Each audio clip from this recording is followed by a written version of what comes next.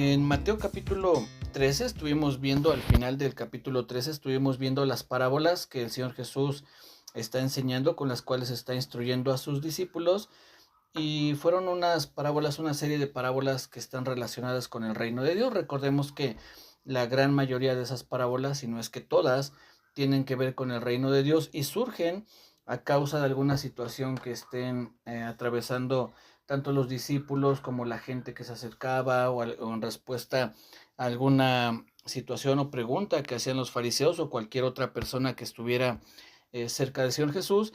Y entonces es por eso que él cuenta o narra estas parábolas que siempre traen una enseñanza, insisto, en cuanto al reino, en cuanto a la obra del Señor Jesucristo. Y aquí en el capítulo 13 podemos ver el final, en el verso 24, la parábola del trigo y la cizaña. El Señor Jesús cuenta esta parábola, después la explica y dice que el trigo y la cizaña crecen juntos. Dice que el campo donde fueron sembrados tanto el trigo como la cizaña es el mundo.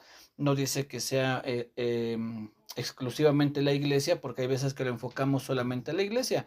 Pensamos que dentro de la iglesia hay gente que es trigo y hay gente que es cizaña, y sí, claro que lo puede haber, es parte de lo que se encuentra en las iglesias, pero el Señor Jesús está hablando del mundo en general, está diciendo que en este mundo, en el planeta Tierra, tanto están creciendo los hijos de Dios, que son comparados con el trigo, como los hijos del diablo, que son comparados con la cizaña.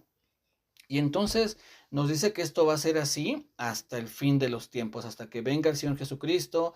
Entonces tome a los suyos, es decir, tome a lo que sería el trigo, y lo que es la cizaña sea lanzado al castigo eterno.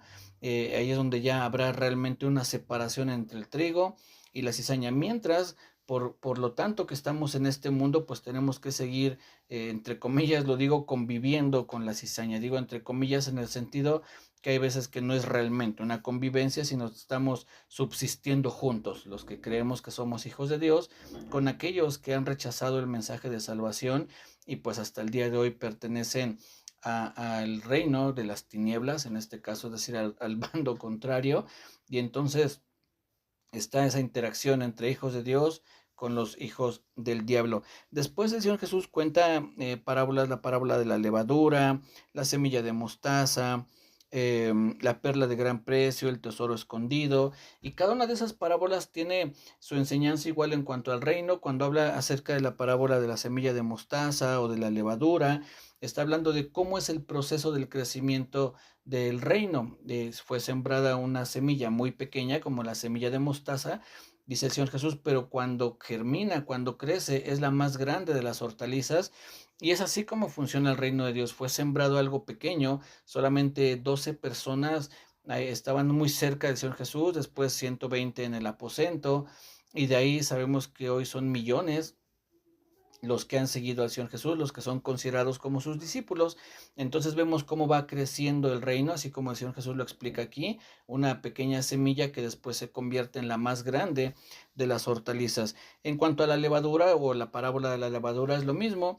Dice que fue separado en 3 medidas hasta que todo fue, una porción de harina fue separada en 3 medidas hasta que todo fue leudado. Sabemos que cuando se refiere a leudar, es cuando esponja, cuando crece esa harina. Es así también el reino de los cielos. Y por último cuenta aquí, al menos en este capítulo 13, el tesoro escondido, la perla de gran precio y también la red. Son 3 parábolas que cuenta, pero las 2 primeras, que son el tesoro escondido y la perla de gran precio, tienen que ver con la entrega que hace uno en cuanto al reino de los cielos. Dice que el que encontró aquel tesoro fue y vendió todo lo que tenía para comprar ese campo y entonces poder ser dueño de ese tesoro. Y en el caso de la perla de gran precio, dice que es una persona que buscaba perlas valiosas y encuentra una muy valiosa, y dice que vende también todo lo que tiene con tal de ir y comprar esa perla de gran precio. Lo que nos enseña aquí es que uno tiene que dar una entrega total a Dios. En ese sentido, o en la manera en que Jesús lo está explicando, es que tenemos que tener una entrega total al reino, pero sabemos que se refiere al Señor Jesucristo, que nos entreguemos por completo a Dios. No pensar que es, o no tener de primera mano en nuestra mente qué es lo que Dios me puede dar, sino qué es lo que yo puedo darle a Dios. Es decir, yo tener una entrega total al reino de Dios. Y culmina entonces este capítulo, el capítulo 13, hablando acerca del Señor Jesús, de cómo es que se escandalizaban de él, no creían en él. Dice el Señor Jesús: no hay profeta sin honra, sino en su propia tierra. Vemos el rechazo que recibe de parte de su gente, de la gente cercana, de sus propios familiares, eran parte de quienes lo rechazaban. Y el capítulo 14, que es en el que vamos a enfocarnos en esta noche, en los primeros, son 13 versículos, los primeros 13 versículos del capítulo 14, vamos a ver qué es lo que está sucediendo.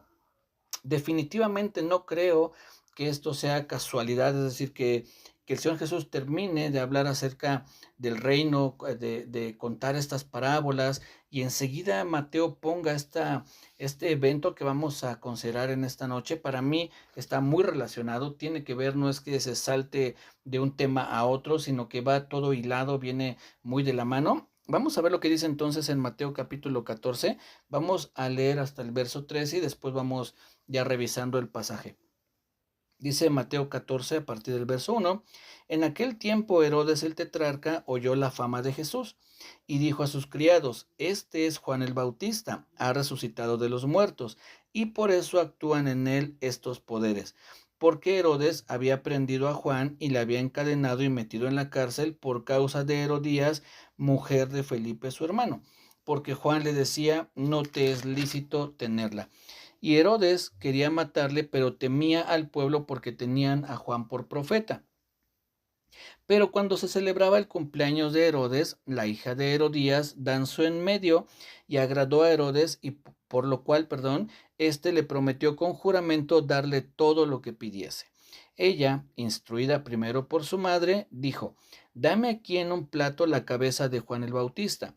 Entonces el rey se entristeció, pero a causa del juramento y de los que estaban con él a la mesa, mandó que se la diesen, y ordenó decapitar a Juan en la cárcel. Y fue traída su cabeza en un plato y dada a la muchacha, y ella la presentó a su madre. Entonces llegaron sus discípulos y tomaron el cuerpo y lo enterraron, y fueron y dieron las nuevas a Jesús. Oyéndolo Jesús, se apartó de allí en una barca a un lugar desierto y apartado. Y cuando la gente lo oyó, le siguió a pie desde las ciudades. Les decía que para mí no es casualidad que esté este pasaje justo después de que el Señor Jesús habla acerca de las parábolas del trigo y la cizaña, de cómo crece o cómo va avanzando el reino, y también de la entrega que uno tiene que dar hacia el reino. Y podemos ver aquí en este pasaje cómo es que Juan, o lo que cuenta Mateo, lo que narra Mateo acerca de Juan, está reflejado justo en lo que acaba de enseñar el Señor Jesucristo. Eh, ¿Qué es lo que está sucediendo? Vemos cómo podemos ejemplificar en este caso a Herodes, a Herodías, que era la mujer de Felipe, el hermano de Herodes. Voy a tratar de explicar antes de avanzar qué es lo que está sucediendo aquí.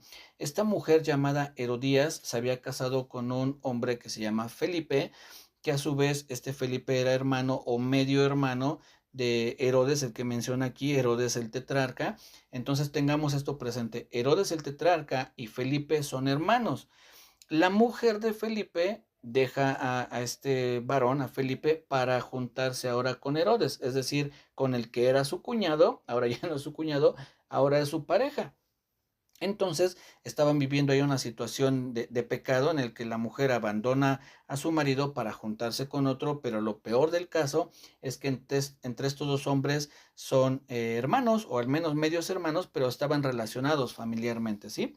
Entonces podemos encontrar aquí a estos dos personajes: a Herodías, que es la mujer; Herodes, que es el hombre en cuestión, y más adelante vemos a la hija de Herodías, que un historiador judío que se llama Flavio Josefo registra que esta mujer, o esta jovencita, porque era más bien una joven, se llamaba Salomé. La Biblia no menciona, al menos no recuerdo yo que mencione si realmente ese era el nombre de esta jovencita, pero bueno, para efectos prácticos tomémosle como Salomé.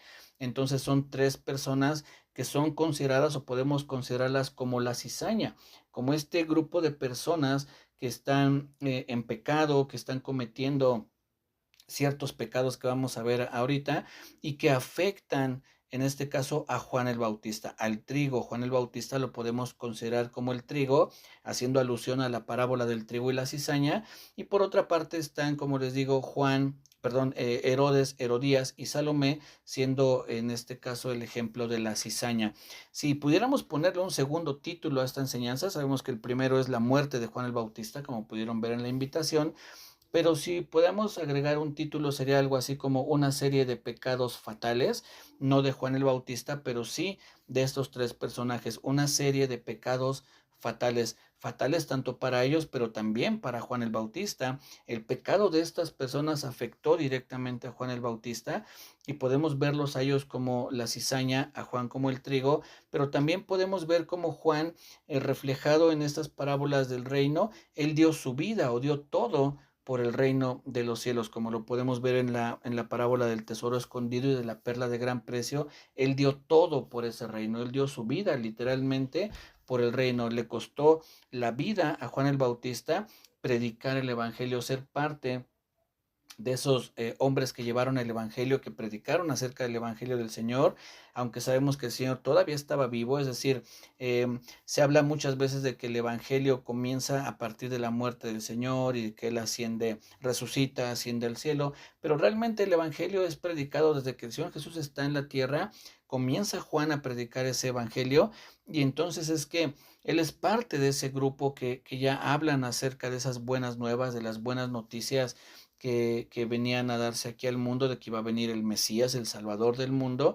Y entonces es Juan quien predica también ese evangelio y le cuesta la vida por causa de que él le decía a Herodes, no te es lícito tener a la mujer de tu hermano. En otras palabras le decía, parafraseando un poco, le decía a Herodes, arrepiéntete, lo que tú estás haciendo no está bien, estás pecando delante de Dios.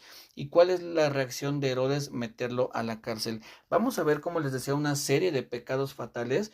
Lo primero que vamos a encontrar en el caso de Herodes, primero vamos a revisar un poquito cómo era la digamos, personalidad, si podemos decirlo así, pecaminosa de Herodes. Y vean lo que dice en el verso 1.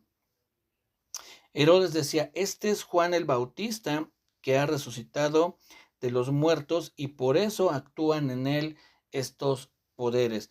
Herodes tenía por una parte cierto conocimiento de la ley judía, ciertas pues nociones de lo que la ley judía enseñaba, pero por otra parte también creía en esa resurrección o reencarnación y que por eso, como él había resucitado, actuaban en él esos poderes. Es decir, él había combinado ciertas creencias o religiones para tener una idea distorsionada de lo que la Biblia enseña, y entonces uno de sus problemas, uno de los pecados en los que estaba cayendo Herodes, pues era en el sincretismo. ¿Qué es el sincretismo? Combinar diferentes religiones para hacer una secta, porque no se puede decir una nueva religión, sino se convierte en una secta.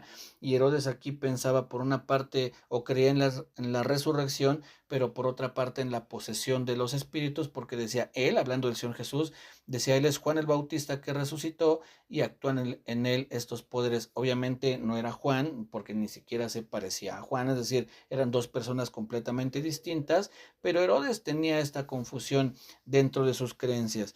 Entonces lo primero que encontramos en Herodes es el pecado del sincretismo, la unión de diferentes creencias.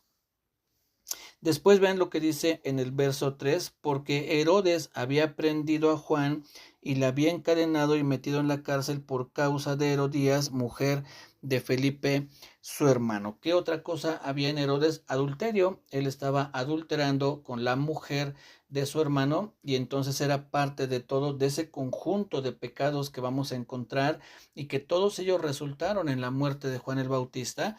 Y como, insisto, podemos ver, está este grupo de cizaña afectando directamente al trigo. Entonces, en el caso de Herodes había también adulterio. Otra de las cosas que había era iniquidad, es decir, esa maldad o esa injusticia muy clara. Pues, ¿qué es lo que quiso hacer Herodes? Tapar su pecado cometiendo otro pecado, es decir, tapar el pecado del adulterio, ahora cometiendo una injusticia, metiendo a Juan en la cárcel, cuando Juan no tenía por qué ser encarcelado, pues no había hecho realmente nada que ameritara la cárcel. Entonces podemos ver esa iniquidad o esa maldad o esa injusticia muy grande en el corazón de Herodes, queriendo tapar su pecado, cometiendo otro pecado, que es meter a Juan en la cárcel. Eso lo vemos cuando dice que le había encadenado y metido en la cárcel por causa de Herodías, mujer de Felipe, su hermano. Aquí es claro que Mateo está dando por hecho que Herodías seguía siendo la mujer de Felipe. Entonces, ¿qué estaba haciendo Herodes? Cometiendo adulterio, cometiendo iniquidad, pues quería tapar, insisto, su pecado, pero ahora cometiendo otro pecado. Otra de las cosas que había en el caso de Herodes era un corazón perverso,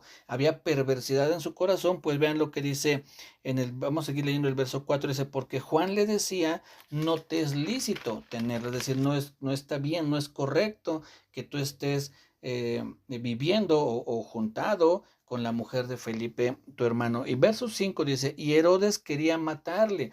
Ahí está ese corazón perverso, como dice el Señor Jesús, que del corazón salen los asesinatos, los malos pensamientos, bueno, él dice los homicidios, los malos pensamientos, los adulterios.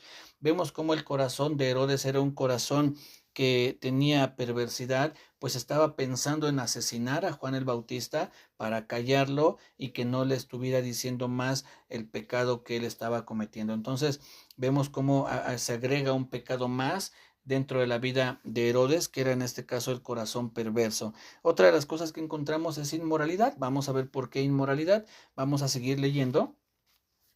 Dice en el verso 6, bueno, el verso 5 dice, y Herodes quería matarle, pero temía al pueblo porque tenían a Juan por profeta.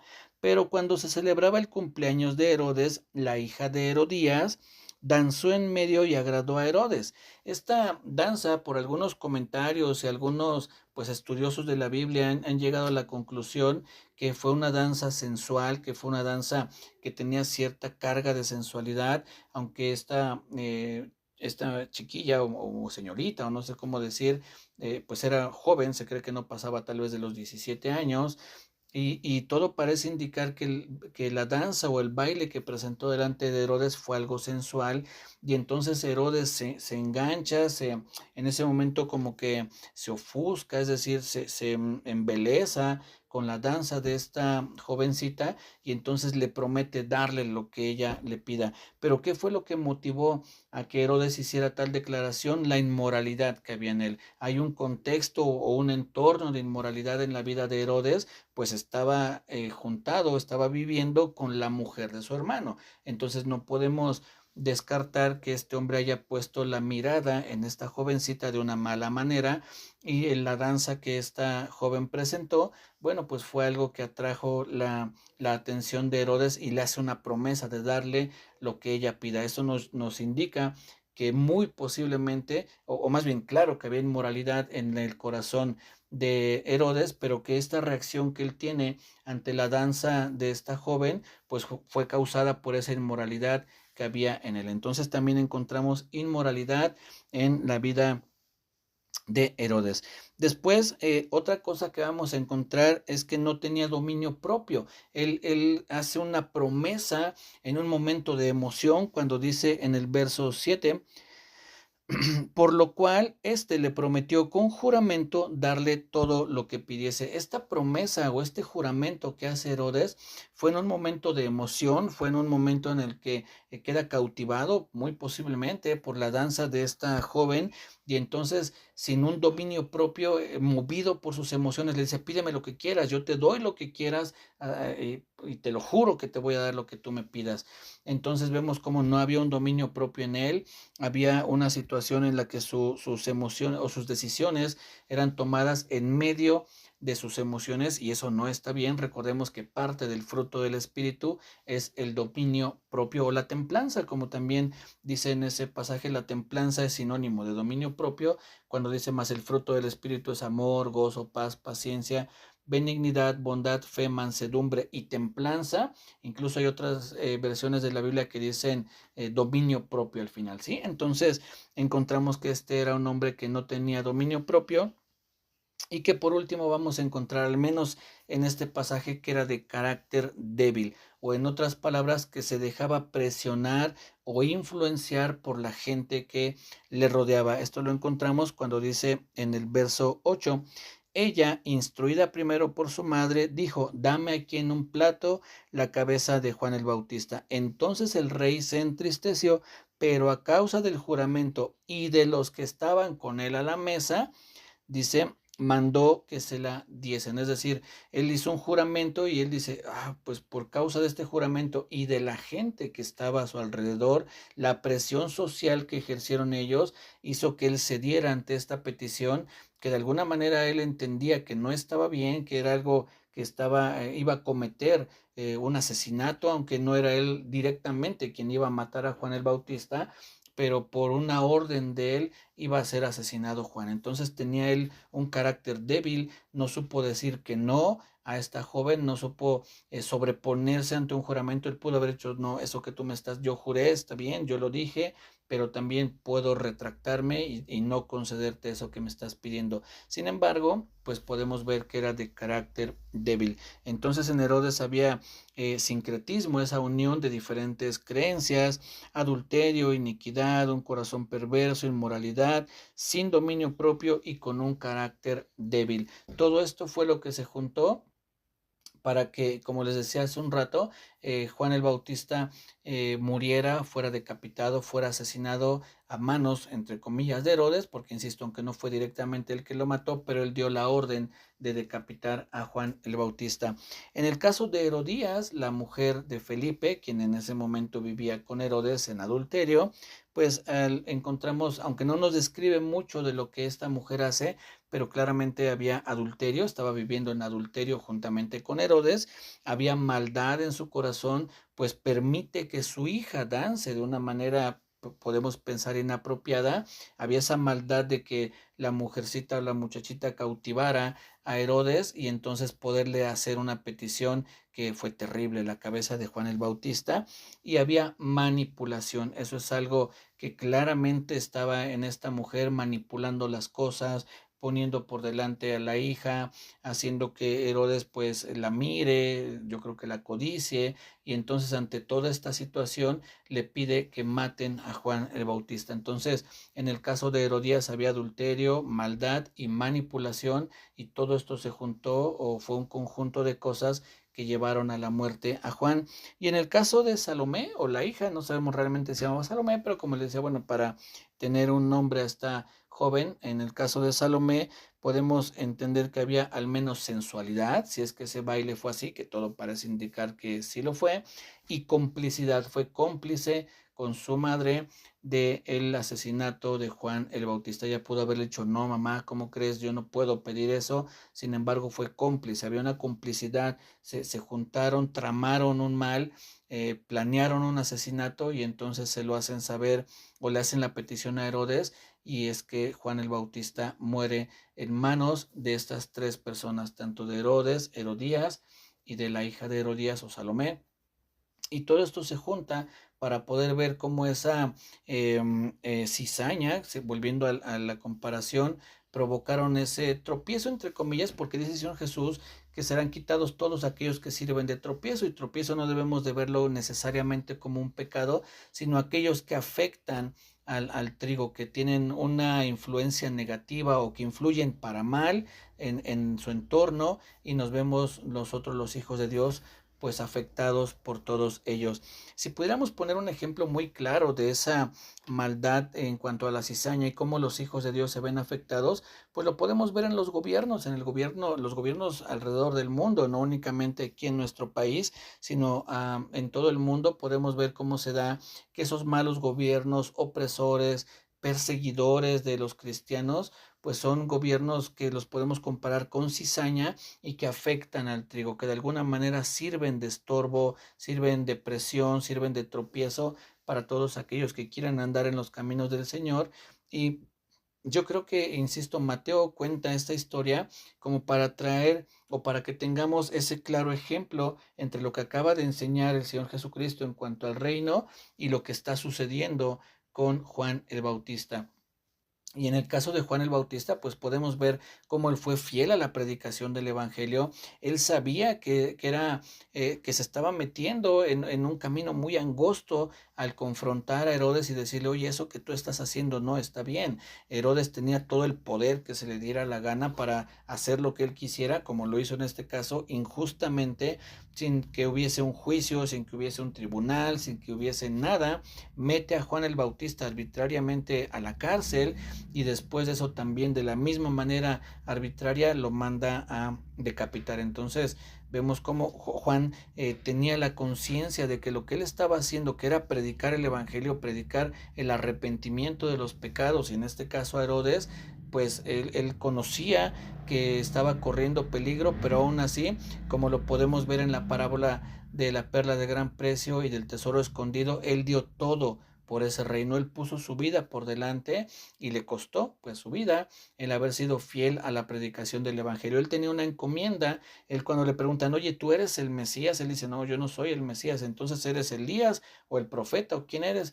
Y él dice, yo soy la voz de uno que clama en el desierto, preparad el camino al Señor, enderezad sus sendas. El cual fue la encomienda que Dios le dio: predica el evangelio, y lo hizo hasta que le costó la vida. El predicar el evangelio, o el confrontar en este caso a Herodes para que se arrepintiera de lo que estaba haciendo, pues fue lo que al final lo llevó a ser encarcelado y como consecuencia eso a la muerte. Entonces, pues nosotros estamos expuestos también a tener choques con la cizaña, que la cizaña pueda afectar al trigo, pero recordemos que es parte de lo que el Señor Jesús ya nos había anticipado que iba a suceder en este mundo, y que viendo pues esa valentía que sí tuvo Juan el Bautista, ese dominio propio que hubo en él, aunque en su momento lo estudiamos también cuando manda a preguntarle al Señor Jesús, ¿eres tú el que habíamos de esperar o esperaremos a otro? Pero podemos ver cómo aún así Juan se mantuvo fiel, estuvo pues esperanzado en lo que Dios le había hablado, en las promesas que Dios le había dado, en que Juan había sido lleno del Espíritu Santo aún estando en el vientre de su madre. Eso nos lo narra Lucas, que dice que cuando María va a visitar a Elizabeth, su prima, dice que la criatura o el bebé que llevaba a Elizabeth, que es Juan el Bautista, salta de gozo, ¿no? Salta de alegría al escuchar o al saber que estaba ahí el Mesías también en el vientre de María en este caso, pero hay ese encuentro, ¿no? Entonces Juan sabía lo que Dios le había encomendado y él se mantuvo fiel hasta el último de sus días. El Señor Jesús habla muy bien de Juan el Bautista, dice, entre los nacidos de mujer no se ha levantado otro como Juan el Bautista.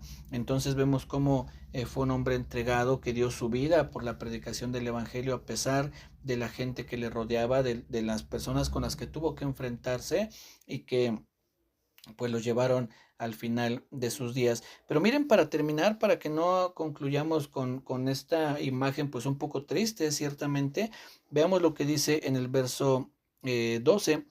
Entonces llegaron sus discípulos, los discípulos de Juan, tomaron el cuerpo y lo enterraron, y fueron y dieron las nuevas, o le dieron la noticia a Jesús. Fueron y le dijeron, oye, pues Herodes decapitó a Juan el Bautista. Verso 13, oyéndolo Jesús se apartó de allí en una barca a un lugar desierto. Claramente podemos ver que al Señor Jesús le dolió, el Señor Jesús se sintió triste, le pesó el recibir esta noticia. Fue algo que conmovió al Señor, tanto que se apartó, se alejó un poco, subió a una barca y se fue a un lugar desierto, pues pues yo creo que pasar este momento de tristeza. El Señor Jesús, aunque pues sabemos que es Dios y que tiene todo el poder, pero eso no lo exime de sentimientos, como cuando llora al ver la tristeza de los familiares de Lázaro, que dice que veía cómo estaban ellos conmovidos por la muerte de Lázaro, y el Señor Jesús se conmueve al ver la tristeza de ellos y llora también. Cuando vemos también que entra a Jerusalén y dice que llora y se lamenta por Jerusalén, por haber rechazado tantas veces a Dios y a los profetas que Dios enviaba para hacerlos volver al camino del Señor. Y entonces podemos ver aquí cómo el Señor Jesús pues se siente también conmovido, se siente triste por la noticia que le dan, pero eso nos habla del amor que le tenía el Señor Jesucristo a Juan el Bautista, y que claramente también lo tiene para nosotros, y que en algún momento el Señor Jesús, cuando vuelva, cuando venga nuevamente en lo que conocemos como su segunda venida, entonces va a ejecutar sus juicios ante toda esa cizaña que se que se levanta a nuestro alrededor, que es lo que enseña un poco antes el mismo Señor Jesús. Dice, pero va a venir un día, el fin del siglo, cuando sea el tiempo de la cosecha, y yo voy a recoger a mi trigo en mi granero, dice, y toda esa cizaña va a ser atada y arrojada en el fuego. Es decir, va a llegar el momento en el que el Señor ejecutará venganza acerca de todos aquellos que a lo largo de toda la historia han venido persiguiendo a su pueblo, al pueblo de Dios. Y entonces nuestra esperanza es que el amor que el Señor Jesucristo nos tiene algún día se manifestará en que nos rescatará, estaremos eternamente junto a Él, y a todos esos malvados que de alguna manera nos han afectado, pues el Señor ejecutará sus juicios y serán condenados eternamente. Irán a un lugar de condenación eterna, donde el Señor Jesucristo dice, allí en ese lugar será el lloro y el crujir de dientes, y ahí ya no habrá más vuelta atrás, ya será un castigo eterno. Y como el mismo Señor Jesucristo dice, los justos irán a la vida eterna y los malvados al juicio eterno. Entonces, pues el Señor Jesús se duele por lo que le sucede a Juan, así como yo creo que se duele cuando él ve las injusticias que sus hijos padecemos en este mundo, pero algún día seremos rescatados, algún día se completará, digámoslo así, o se establecerá en su totalidad el reino del Señor Jesús,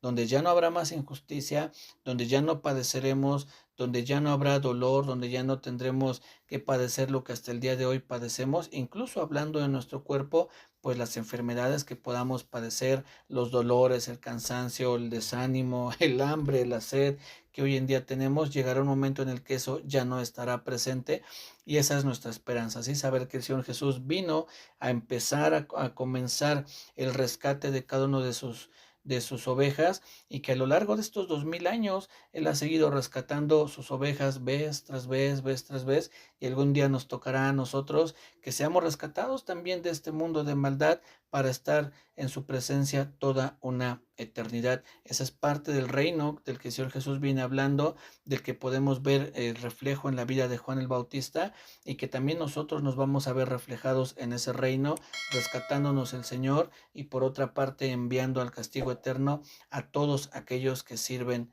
de tropiezo, ¿sí? Así es que bueno, pues esto es lo que les quería compartir en esta noche. La próxima semana, primeramente Dios, vemos la segunda parte del capítulo 14. Espero que haya sido claro con lo que les compartí y de bendición. Cuídense mucho, que Dios les bendiga, y nos saludamos el próximo martes, primeramente Dios. Muy buenas noches.